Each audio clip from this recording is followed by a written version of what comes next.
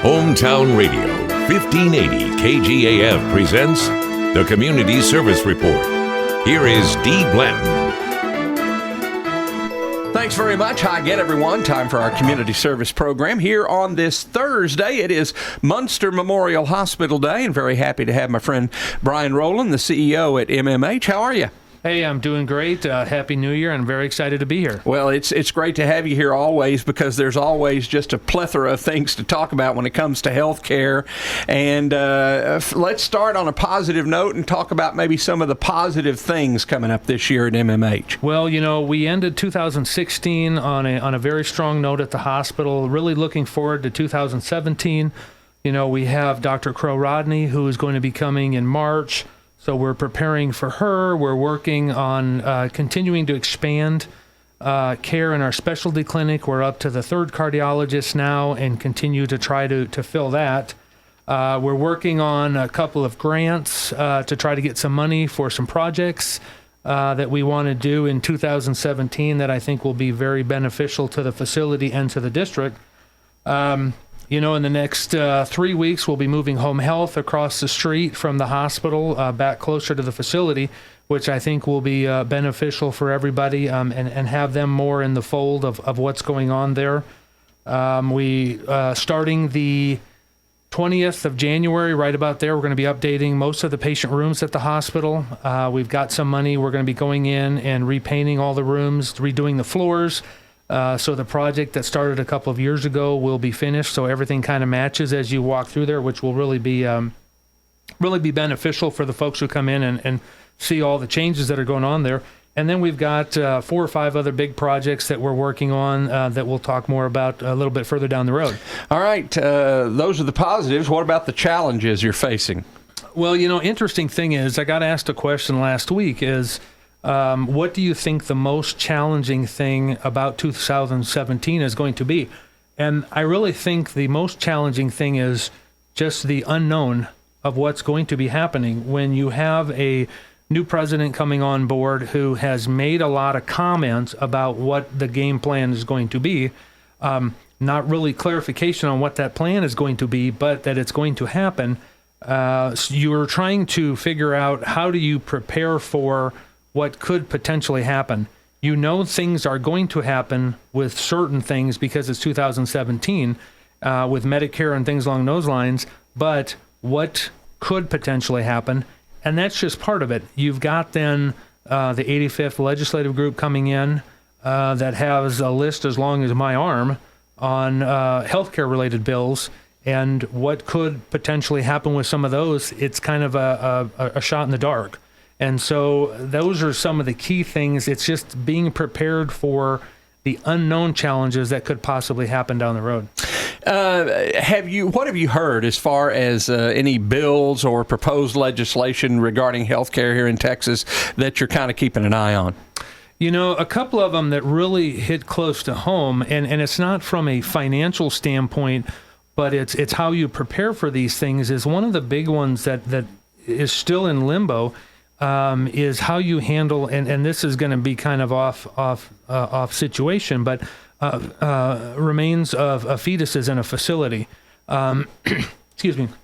It's one of those things where every hospital has to deal with it, and the regulations and the process that they were trying to pass was that basically every time you had that process go on in your facility, you had to get a death certificate, you had to call a funeral home, you had to go through all of these steps, and that was even included in a miscarriage.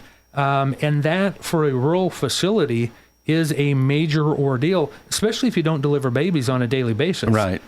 So that's one. You know, what's going to happen with Medicaid expansion, and not even the direct Medicaid expansion, but the DSRIP projects along with that, or the 1115 waiver.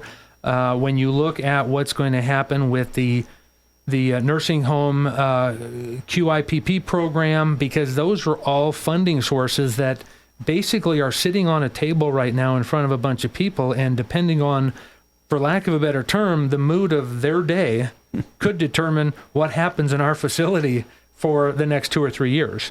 And so you just don't really know how those are going to turn, but those are some key ones that will have a direct direct impact. I mean, there's some other ones, pharmacy oversight and things along those lines that could happen 2 or 3 years down the road if approved that we're working on now. But there's some major ones that probably in the next 6 months we could see major changes to us. What kind of lobbyists does rural healthcare have in Austin right now? Well, the benefit we have as a member of TORCH, the Texas Organization of Rural and Community Hospitals, we have a very loud voice in Austin.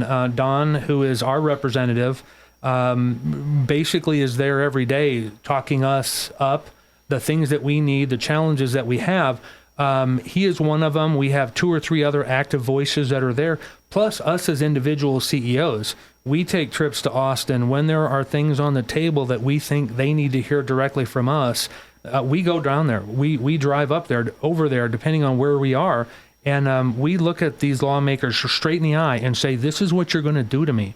So while we have the bigger voice in the torch, we have our own individual voices that are down there speaking anytime we can. Yeah, and I would imagine, especially when it comes to Munster and our local community hospitals here, that Representative Drew Springer, who happens to be from Munster, has a particular interest there, I'm sure. He does, and that's a nice thing is when you have a good relationship with your local legislative folks, it makes it a whole lot easier because then you can keep them informed of the challenges, they keep you informed of what's going on, and you build that rapport, which makes it a stronger relationship when you're down in Austin talking to all of the other people about what's going on. Yeah, excellent. I want to get back quickly to the specialty clinic. You mentioned having a third cardiologist on board now. Is the goal to be able to have a cardiologist available 5 days a week at least? Well, that was not the actual plan. The actual plan was to probably start out with 1 or 2 cardiologists and then fill it with other potential specialists. It's just kind of the way the chips have fallen based on what the need is in our area.